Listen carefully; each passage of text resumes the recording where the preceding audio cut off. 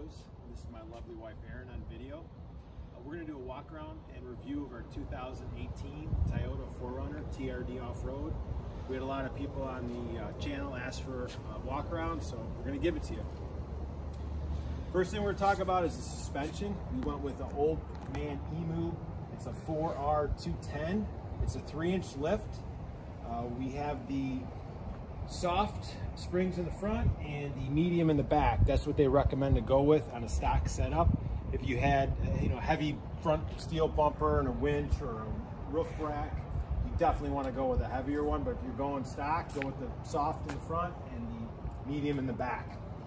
When we did the lift, we also went with SPC adjustable upper control arms. What this allows you to do is adjust the alignment to your specifications. On these trucks, we like a +4 degrees caster. Helps a lot with the highway handling, less wander. The truck really tracks a lot straighter. Even if you have a stock rig without a lift, we had this truck before, and when it was stock, we did the same +4 degrees caster, and it helped a lot on the highway, on the handling. So we definitely recommend doing that. Another mod we did was the TJM snorkel. We did that ourselves. It was a pretty easy install. As far as snorkels goes, I really like this one because of the look. It's super sleek. I like the design. It works. We've done a lot of deep water crossings, never had a drop of water in the airbox. If you're gonna do a lot of water crossings, you definitely need the snorkel. Next thing we can talk about is the RSG sliders. Those are the flat sliders with the inserts, and they have the bump out. The bump out's nice because if you come across a stump or a rock, it'll push the back end out so you don't get hung up on your tire or your rim. They also are flat, so you're able to get in the truck like a normal step. If you need to wash the roof or whatever, it's nice to be able to step up on there and get it done. The tires are BFG KO2s. They're 285 70/17s, and they're a load range C. Really like these tires. We've had 3 sets. Every one we've driven for a year and then sold them on Facebook. Every trip we put new tires on and we go. Never had a single issue with them. They balance really good. They're good in every terrain. Really like them. Awesome tires. Next thing we can talk about is the RCI steel skids. We got the 3-piece design. They are steel, not aluminum. We've beaten the crap out of them, so you can see they've taken a lot of hits. The only thing I can knock on them, first time we used them, ended up cracking the weld right here. I called RCI and they pretty much said I'm SOL on that. So if you do get these, it might be not a bad thing to stiff up that weld right there. You probably have less problems. Okay. Another mod we did was by the gas cap here, we put in a diff breather. So on the TRD, has the rear locker, and there's 2 diff breathers on the rear end. You have one for the diff, and you have one for the rear locker. Done some research, and I think you can only replace the diff breather for the rear end. You don't really have to do the one for the locker. Some people do, but I've had this truck countless times underwater in the rear end and never had a drop. We've changed the fluid 3 times, never had a drop of water in the rear end. I want to show you underneath too. Grab the camera. Show you how much abuse these shocks have got. No, they're sandblasted, so they're really tough shocks. We like them a lot.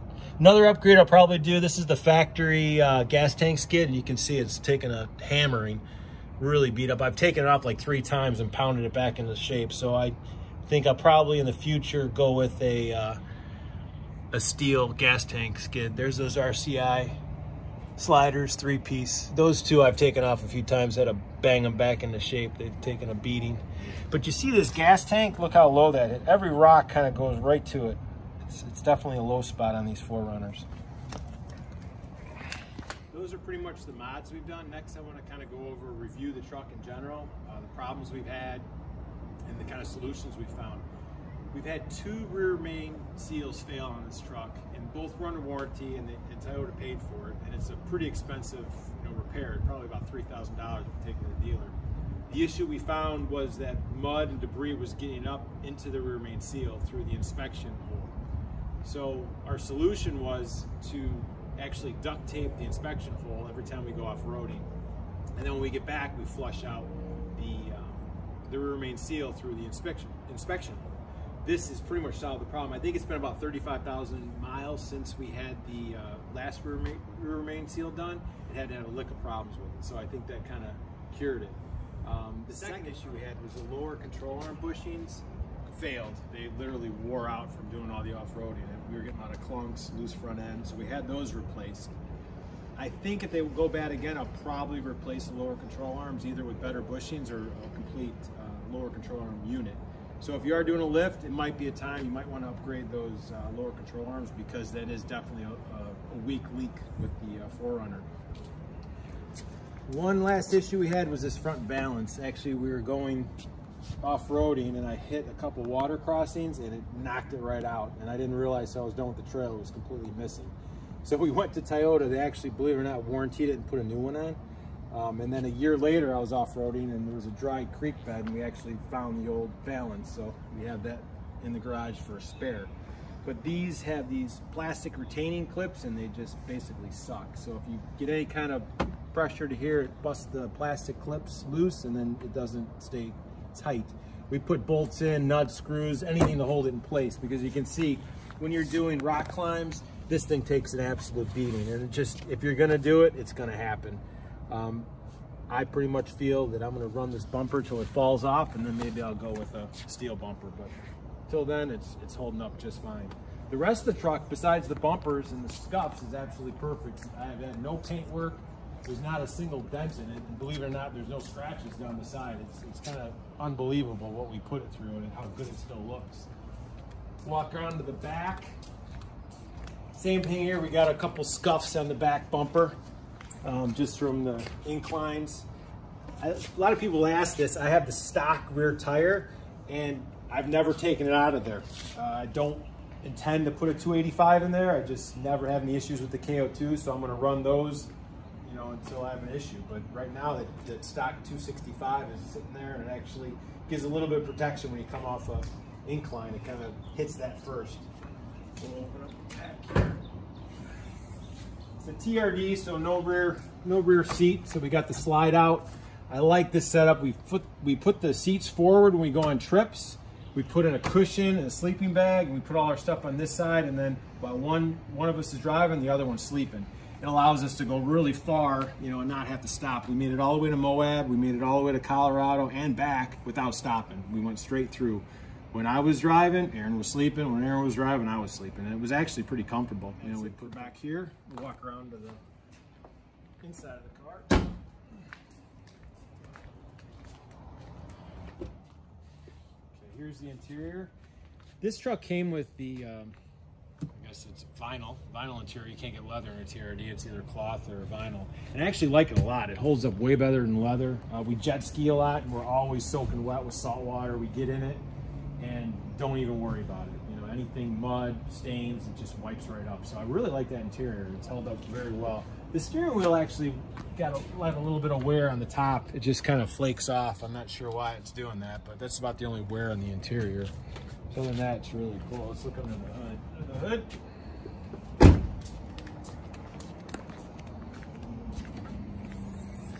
Pretty much completely stock.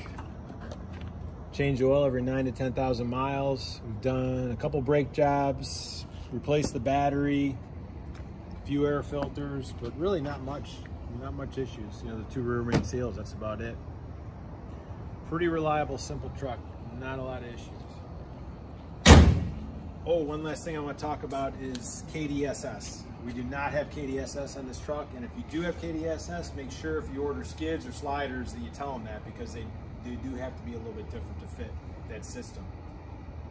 One other thing too is when we did the lift, we did have to push these in a couple inches, and we did have to remove the mud flaps, otherwise it would rub. Now, I did not do a body chop on this truck. I don't really hit at all unless I'm turned just the right way and I hit a whoopty. It'll sometimes get a little bit of a bump out of that frame mount. But other than that, I'm not going to do it. It's not worth it for me because it just doesn't really have an issue. And 2, when you move that caster to +4, it also gets your tire a little bit farther forward, so less likely to hit that frame mount there. That's pretty much it for our video. I hope it was informative. I hope you liked it. And if you have any other questions, please put it in the comments below. I'll be sure to respond. Other than that, we'll see you next time on our channel. Thanks again for watching.